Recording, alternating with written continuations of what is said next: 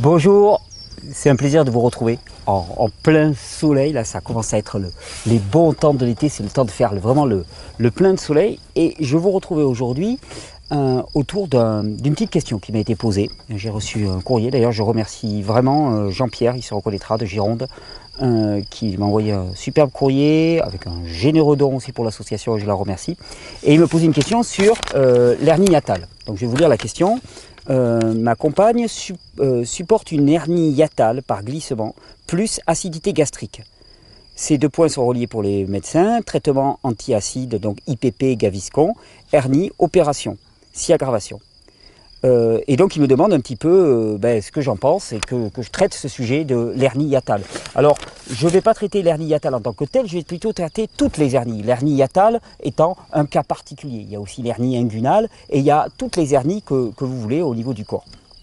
Qu'est-ce que c'est qu'une hernie? C'est quand une portion d'un organe, dans l'hernie hiatale c'est une portion de l'estomac par exemple, qui passe au travers du diaphragme, quand une partie d'un organe passe au travers d'un tissu pour venir se répandre dans une zone où il ne devrait pas se retrouver. Dans l'hernie inguinale, c'est une partie du péritoine, c'est-à-dire la poche qui entoure les intestins, qui passe dans la partie pelvienne. Quand j'étais jeune, je faisais du vélo avec les copains et on était des bad boys, comme on dit. Et les bad boys, à l'époque, ça ne mettait pas de frein sur les vélos. Quand on était un vrai mec, on ne mettait pas de frein sur les vélos. Et comment est-ce qu'on freinait? On freinait avec le pied, on venait appuyer notre pied contre le flanc du pneu, on venait bloquer le pneu avec ça, et ça nous permettait de freiner. On arrivait même à bloquer les pneus, on se faisait des super dérapages en bloquant les pneus. Souvent, que se passait-il? Au bout d'un certain temps, à force de frotter contre le flanc du pneu, le pneu s'usait. Et si le pneu s'usait, que se passait-il? À un moment, il y avait la chambre à air qui sortait et qui faisait une bulle à travers la paroi du pneu qui avait été affaiblie. Si vous voulez comprendre les hernies, il n'y a rien d'autre à dire. Un organe passe au travers d'un tissu. Pourquoi? Parce que le tissu est affaibli, uniquement. Et pourquoi est-ce que les tissus pourraient être affaiblis? Il faut bien comprendre que les tissus sont un maillage minéral. Il y a de nombreux minéraux qui rentrent en jeu, particulièrement le calcium, le magnésium aussi, mais particulièrement le calcium. Et pour des raisons diverses, que ce soit une déficience constitutive, génétique, parce que ça peut arriver, ou que ça soit acquis par le mode de vie qui nous pompe énormément de minéraux, acidification, déminéralisation, on peut se retrouver avec des tissus qui sont affaiblis au niveau calcique. Quand les tissus sont affaiblis au niveau calcique, ils sont exactement comme la paroi de mon pneu qui devient affaiblie. La chambre à air peut passer au travers et faire une bulle. C'est exactement la même chose. Hernie inguinale, hernie hiatale, toutes les hernies dans le corps correspondent à quoi? Un affaiblissement des tissus conjonctifs qui sont censés faire la séparation entre les organes du corps. Affaiblissement, pourquoi de ces tissus conjonctifs? Parce que déminéralisation. Vous savez, on parle souvent d'acidité. Et j'entends souvent dire, même dans les milieux naturopathiques, oui, l'humain doit être alcalin. Et souvent, quand j'entends ça, moi, je réagis très fort. Je dis non, l'humain ne doit pas être alcalin. Regarde l'acidité de ton estomac, c'est pas alcalin. Dans ton tube digestif, il y a des tas de zones qui ne sont pas alcalines du tout. Et cette notion de dire que l'humain doit être alcalin me paraît complètement erronée. Elle est réductrice. Par contre, dire que le bagage minéral de l'humain est primordial et qu'il doit être important, ça me paraît essentiel. Parce que ce capital minéral qui forme, alors bien sûr on pense aux os, aux cheveux, aux dents, mais aux œufs, aux cheveux, aux dents, mais je pense plus encore à tous les tissus conjonctifs de notre corps. Il y a des minéraux partout. Ce capital minéral est celui qui va nous permettre de reconstruire des tissus sains, de rendre nos tissus forts et surtout de résister à la production d'acides dans notre corps, puisque les acides vont venir s'associer avec les éléments minéraux pour former des sels neutres qui vont être éliminés. Hors de la production acide, on en a tout le temps. Que vous mangiez une alimentation acide ou pas, de toute façon, le simple fait de vivre produit de l'acidité. Nos cellules produisent des déchets acides en permanence, c'est normal. Alors, il est de notre responsabilité de ne pas en surajouter au travers d'une alimentation acidifiante, au travers de stress, au travers de manque de sommeil, au travers de la sédentarité, tout ceci étant acidifiant, mais il n'empêche de l'acidité, il y en a qui est produit. Et c'est pourquoi qu'on ait un capital minéral à la base qui soit important ou pas, qu'on soit né comme un rentier ou qu'on soit né comme un pauvre R, au final, de toute façon, il est important de regarnir ce capital minéral au quotidien. Et c'est tout le propos de ces vidéos, c'est de vous montrer un petit peu comment alimenter et régénérer ce capital minéral. Quand on parle d'hernie, on parle juste de déminéralisation. C'est une expression symptomatique, propre à des individus qui avaient peut-être des tissus qui étaient un peu plus faiblards à la base. On verra qu'il y a d'autres raisons aussi à ça. Mais c'est une expression symptomatique de la déminéralisation. Pour d'autres, ça va être des problèmes au niveau des cheveux, au niveau des dents, au niveau des os, ostéoporose et ainsi de suite. Pour d'autres, ça va être des hernies, tout simplement. Et comment est-ce qu'on va y répondre? Avec une reminéralisation massive, particulièrement en termes de calcium. Quand on parle de déminéralisation et de décalcification, on ne peut pas non plus ignorer le rôle essentiel d'une glande qu'on appelle la parathyroïde. La thyroïde et la parathyroïde jouant en tandem. La thyroïde, en plus de produire les hormones thyroïdiennes, T3, T4, qui régulent tout le métabolisme de l'organisme, la thyroïde va produire une hormone qu'on appelle la calcitonine. La calcitonine est responsable de la fixation du calcium au niveau des tissus et des os, des réserves. Et la glande parathyroïde, les glandes parathyroïdes, puisqu'il y a 2 glandes thyroïdes de part et d'autre du cou, et il y a 4 glandes parathyroïdes, comme des espèces de petits boutons qui sont posés sur les glandes thyroïdes. Et les glandes parathyroïdes vont produire une hormone qui s'appelle la PTH, l'hormone parathyroïdienne, qui est responsable de la libération du calcium dans le sang pour venir nourrir les tissus et les organes qui doivent être nourris. Un dysfonctionnement thyroïdien et parathyroïdien est souvent à l'origine d'un défaut de calcification. Alors on peut avoir un terrain plus ou moins minéralisé à la base, on peut avoir en plus un dysfonctionnement thyroïdien et les deux combinés font que finalement on se retrouve avec un défaut de calcification et une faiblesse des tissus, entre autres, parce que la déminéralisation elle touche énormément de sphères. Alors en plus dans ton courrier tu me parles d'un...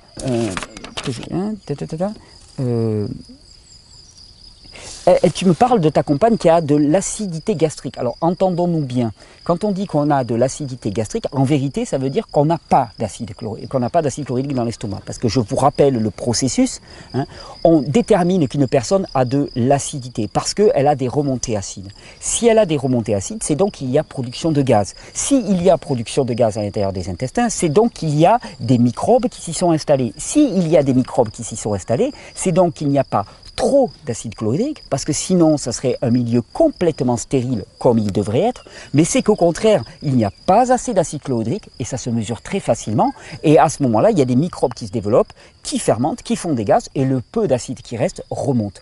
Donc, donner des inhibiteurs de pompe à protons ou des gaviscants qui sont des anti-acides, c'est le meilleur moyen de diminuer encore l'acidité digestive, d'augmenter le nombre de bactéries. Je vous dis toujours pareil, la logique est la même.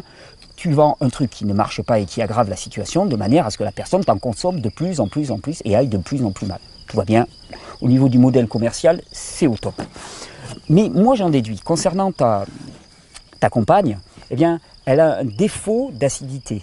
Défaut d'acidité dans le milieu chlorhydrique. Alors, quand on parle de défaut d'acidité, immédiatement on se dit, voilà, la personne, elle va mal digérer les produits animaux, les produits très protéinés et tout. Il faut bien comprendre que cette acidité, elle attaque tout, y compris la cellulose.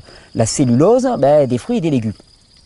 Et les fruits et les légumes sont excellents pour la nutrition humaine. Les fruits sont très digestes. Les légumes contiennent une cellulose qui rend les nutriments, les micronutriments plus captifs. Et pour arriver à les digérer, en tirer une bonne part, il va falloir avoir de l'acidité digestive. Et ce manque d'acidité digestive, qui est lié à l'épuisement et à la déminéralisation, c'est une espèce de cercle vicieux, conduit à un défaut de digestion. Ce défaut de digestion correspondant ensuite en menant à un défaut de décomposition des éléments. Et donc, on ne va pas pouvoir tirer toute la substance nutritive des aliments que nous consommons. Et on va se retrouver quoi? On va se retrouver dénutris, déminéralisé parce que on aura beau consommer des quantités de produits chargés de minéraux, on ne va pas les assimiler. Alors, pour sortir un peu de ce cercle vicieux, je vous propose, et j'ai eu l'idée de vous proposer un jus. Pourquoi le jus? Premièrement parce que avec le jus, on va libérer les nutriments des fibres, c'est bien l'intérêt des jus, et pour les personnes qui ont un potentiel digestif qui est faible parce que déminéralisé, c'est un petit peu le cercle vicieux, ils digèrent mal, donc ils ne se reminéralisent pas, ils ne se reminéralisent pas, donc ils digèrent mal. En apportant des jus, on a libéré les nutriments, tous les minéraux, on les a libérés de la fibre qui les séquestrait, et à ce moment-là, c'est beaucoup plus assimilable. On va commencer à réapporter des minéraux. Ces minéraux, le corps en a éminemment besoin, il va commencer à regarnir son capital minéral, les tissus vont commencer à se reconstruire, et l'hernie hiatale va être un lointain souvenir, et surtout, l'acidité digestive va pouvoir augmenter parce que reminéralisation. Et donc, c'est cette espèce de spirale vertueuse que j'ai envie de relancer en vous proposant un jus qui va être spécial reminéralisation. Et moi, dans ce jus spécial reminéralisation, j'ai pris quelques plantes. Tout le monde ne va pas avoir ces plantes à disposition. J'ai pris quelques plantes que j'ai cueillies là, juste autour de moi, là où je filme la vidéo, dans le champ là, dans lequel je suis. Il y a d'abord du kénopode. Je vous les montre, c'est pour vous apprendre les plantes sauvages. Disons que n'importe quelle plante verte que vous allez prendre va être convenable. Si vous n'avez pas de jardin, vous allez chez votre maraîcher, vous prenez des blettes, vous prenez des épinards, vous prenez des salades vertes différentes, de la mâche, du céleri, vous prenez tout ce qui est vert, vous le mixez, vous changez tous les jours pour éviter de stagner toujours sur une variété, et vous allez avoir l'apport minéral qu'il faut. Là, j'en ai profité, c'est gratuit, c'est disponible. C'était l'occasion aussi de vous montrer des plantes. L'une de mes préférées parmi les plantes sauvages, avec l'ail des ours, c'est le kénopode. Kénopodium album, kénopode blanc, que l'on reconnaît aussi à l'espèce de petite givre qui se trouve blanc sous les feuilles, qui donne son nom. Kénopode blanc, délicieux en salade et délicieux dans les jus. Il a un goût assez crémeux. Ensuite, je vais mettre du laiteron. Et le laiteron, on le reconnaît parce que quand on coupe sa tige, il y a une sorte de lait blanc qui apparaît. Le laiteron qui a un petit côté amer, donc qui en plus va jouer sur la sphère digestive, va faciliter la production de sucre digestif, donc ça va aller que dans le sens de l'amélioration de la digestion. Ensuite, j'avais prévu de la mauve très adoucissante pour le système digestif. Attention de ne pas en mettre trop dans les extracteurs de jus parce qu'elle a tendance à faire quelque chose d'assez gélatineux, mucilagineux, donc il faut en mettre un petit peu. La mauve très adoucissante pour le système digestif, très reminéralisante. Et j'ai complètement oublié de l'ortie, mais heureusement, juste derrière moi, je ne sais pas si vous me voyez toujours sur la vidéo, ouais, il y a de l'ortie, donc je vais pouvoir en cueillir 1, 2, 3,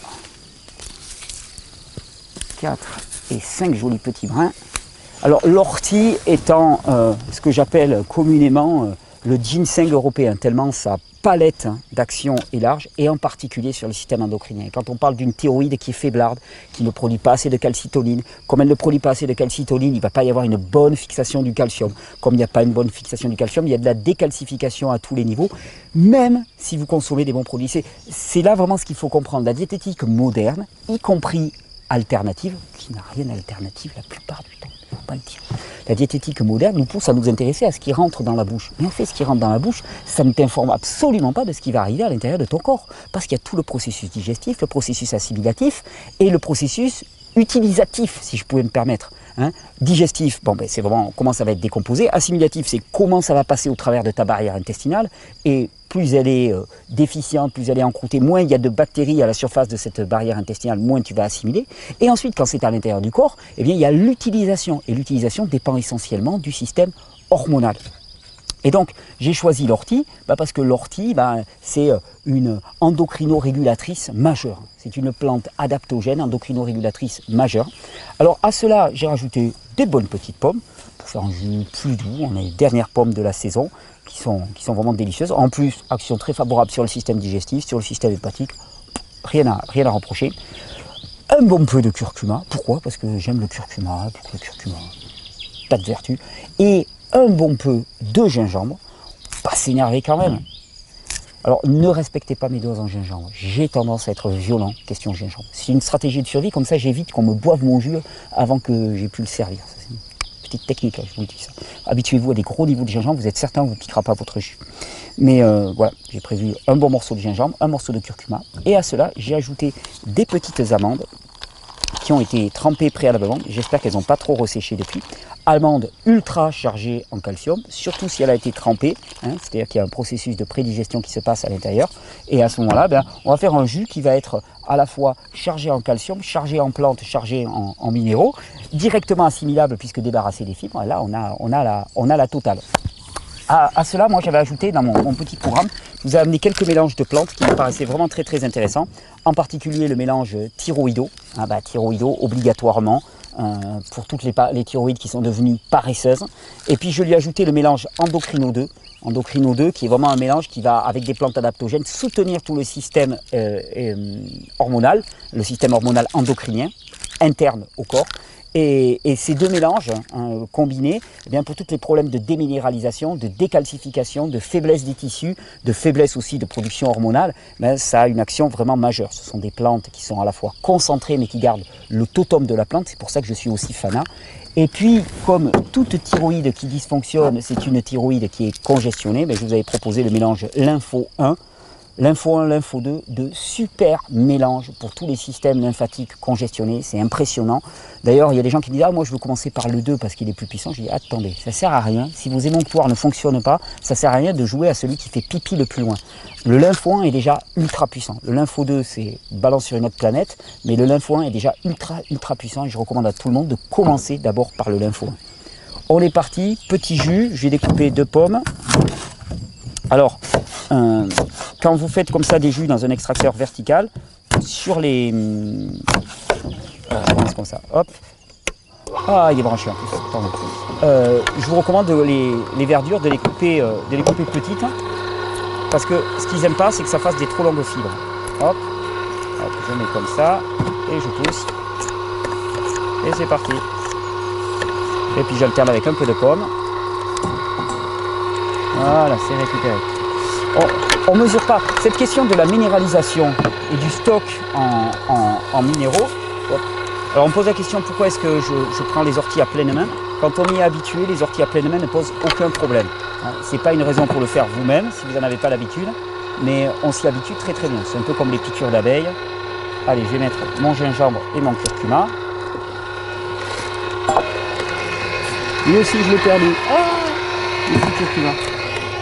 Il va repousser. Et j'alterne donc avec la pomme. Tout simplement.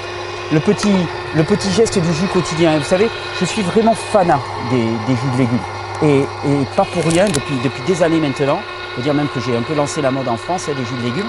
Mais je suis content d'avoir lancé une mode. Parce que c'est une spirale vertueuse qui est engendrée à ce moment-là. Pourquoi vertueuse? Parce qu'à partir du moment où tu commences à mettre plus de minéraux dans ton corps, c'est tout son système qui se remet à revivre, quoi. Quelque part, ton corps, il attend des minéraux, il attend désespérément des minéraux. Et ça explique aussi que certaines personnes me disent « Ah ben, moi je me suis mis à me faire des jus et d'un seul coup j'ai une espèce de boulimie, une frénésie de jus. » Bah ouais, c'est normal parce que ton corps, il est carencé en minéraux, il attend ça désespérément. Et pourquoi? Parce que ça, à force de, attendez, j'oublie les amandes. À force finalement d'assauts qui sont faits, d'assauts acides sur notre corps, notre mode de vie est catabolique. Catabolisme, ça veut dire destructeur. Il consomme des produits par excellence. Et hop, là je mets quelques amandes. Il est catabolique par excellence. Et donc notre mode de vie, il est consommateur, donc il épuise nos ressources. Et comme il épuise nos ressources, il produit aussi plein de déchets. C'est le paradoxe de notre époque. Notre époque, globalement, est catabolique. Il y a le catabolisme, destruction, consommation et production de déchets, puisque quand tu consommes, quand tu transformes, tu produis des déchets. Et de l'autre côté, il y a l'anabolisme, récupération, régénération, restauration, élimination. Mais notre époque est purement catabolique. On est sur un mode catabolique en permanence, et donc on se retrouve à la fois avec une raréfaction des ressources et à la fois avec une surabondance de déchets dont on ne sait que faire. Et au niveau du corps, c'est exactement la même chose. Et la priorité des priorités, c'est de restaurer cette balance anabolisme-catabolisme. Quand tu te fais un jus le matin, surtout si tu te le fais tranquille, après avoir été allé chercher tes plantes sauvages dans le jardin, tu es en pur anabolisme.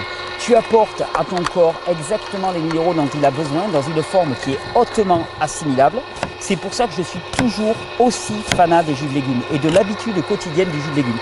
Commence la journée, je dirais le plus tard possible, pour les jus, hein, pas commencer la journée le plus tard possible, mais commencer la journée, virgule, le plus tard possible se faire un jus, hein, de manière à laisser un temps de jeûne au corps qui soit suffisant. Et en se faisant ce jus, tu vas commencer par hydrater ton corps en lui apportant des minéraux, parce que de l'hydratation par de l'eau, la plupart du temps, ça ne sert à rien, le corps ne fixe pas. Il y a beaucoup de sodium, de calcium, de magnésium, de phosphore, autant d'éléments qui vont aider à fixer l'eau à l'échelle du corps. Ouais, ça va faire un jus super crémeux, vous allez voir ça. Et non seulement ça, mais tu apportes des minéraux sous une forme hautement assimilable. Et tous les problèmes d'hernie hiatale, allez, je tourne encore un tout petit peu. Oh, j'aurais pu mettre un peu plus de pomme. Il ne va pas être que pour moi ce jus. J'ai mis quand même pas mal de gingembre, mais quand même, je vais le partager. Je remets un peu de pomme. Ce faisant, tu apportes à ton corps vraiment les éléments dont il a besoin. C'est pour ça que depuis des années, je vous fais des vidéos de jus pour vous motiver, pour vous dire à quel point c'est important. Alors vous me dites, Thierry, mais pourquoi tu te répètes sans cesse? Parce que c'est une lutte de culture. D'un côté, tu as la culture du monde actuel qui te dit catabolise, catabolise, catabolise. Les images qu'on te renvoie, c'est le mec qui a réussi, le self-made man, hein, qui a 3 téléphones portables dans la poche, hein, qui vit sa vie de famille, sa vie au boulot, sa vie d'entrepreneur, sa vie de sportif, sa vie de tout, et qui réussit tout à la fois. Comme ça, c'est une illusion totale. Parce que ce mec-là qui sont en train de te mettre en lumière, dans 5 ans, il sera rincé, il sera cuit, littéralement cuit. Et donc, je me permets, moi, dans mes vidéos, de vous proposer l'anabolisme, en plein dans la nature, tranquille, avec des chemises à fleurs, relax, accueillir des plantes sauvages. Pourquoi? Parce que c'est le seul moyen de survivre dans ce monde. Rééquilibrer la balance anabolisme-catabolisme et se faire des délicieux petits jus. Alors, il va être un peu épais, je pense. Ah ouais, regardez. Ah, c'est épais. C'est la mauve qui fait cet aspect-là. J'aurais pu mettre un petit peu d'orange, je crois. À votre santé, pour le coup.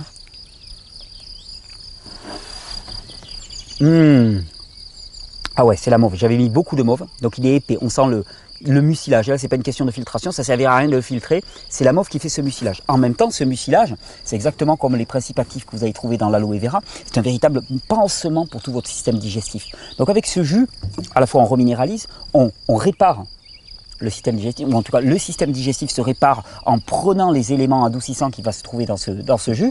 Et donc c'est tout le système assimilatif qui se répare. Et donc comme le système assimilatif se répare, eh bien, les minéraux, vous allez mieux les assimiler. Il est délicieux.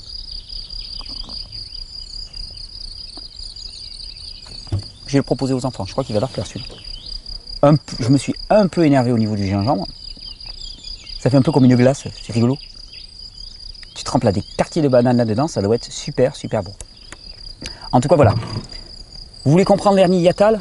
On vous parle d'opération. C'est la logique humaine, là, actuellement. C'est-à-dire, la logique humaine, c'est une logique de totale immaturité, de totale irresponsabilité. C'est un peu comme l'histoire du gamin qui freinerait sur son pneu en mettant le pied, et puis un jour que ça fait une hernie, eh ben, ils disent « Ah non, c'est pas de ma faute, j'y suis pour rien. » Si, tu y es pour quelque chose. La différence entre un vélo et vous, c'est qu'un vélo, s'il y a une hernie qui se forme dans le pneu, tu vas devoir obligatoirement changer de pneu. Vous n'êtes pas des vélos, vous n'êtes pas des bicyclettes, vous n'êtes pas des machines. Vous avez une capacité inhérente, fabuleuse, magnifique. C'est un cadeau de Dieu pour l'humain. C'est vraiment la nature de l'être humain, c'est la nature du vivant que d'être auto-régénérant. Vous êtes un pneu qui se répare de lui-même à partir du moment où on lui donne les bonnes conditions. Alors, je vous propose de faire les bons choix. Et le bon choix, c'est le choix de la vie. Bonne régénération et qu'on n'entende plus parler de ces histoires d'hernie hiatale. Il est vraiment bon. Pâteux, mais bon. Je me souviens d'ailleurs, c'est pour le off, hein, mais je me souviens avoir fait des sauces à la mauve que vous pouvez passer, même quand vous en mettez beaucoup, c'est pas la peine de la passer au juicer parce que ça va faire trop épais, ça va même plus passer. Je me souviens avoir fait des sauces à la mauve au blender, mauve et tournesol. Ça fait quelque chose d'épais, d'onctueux. C'est délicieux. Allez, bonne régénération. Oui, n'hésitez pas à vous partager, à faire tourner, à vous abonner, à mettre des petits pouces bleus, enfin voilà, tout ça, vous amuser. En tout cas, à soutenir ces vidéos, ça fera toujours très plaisir.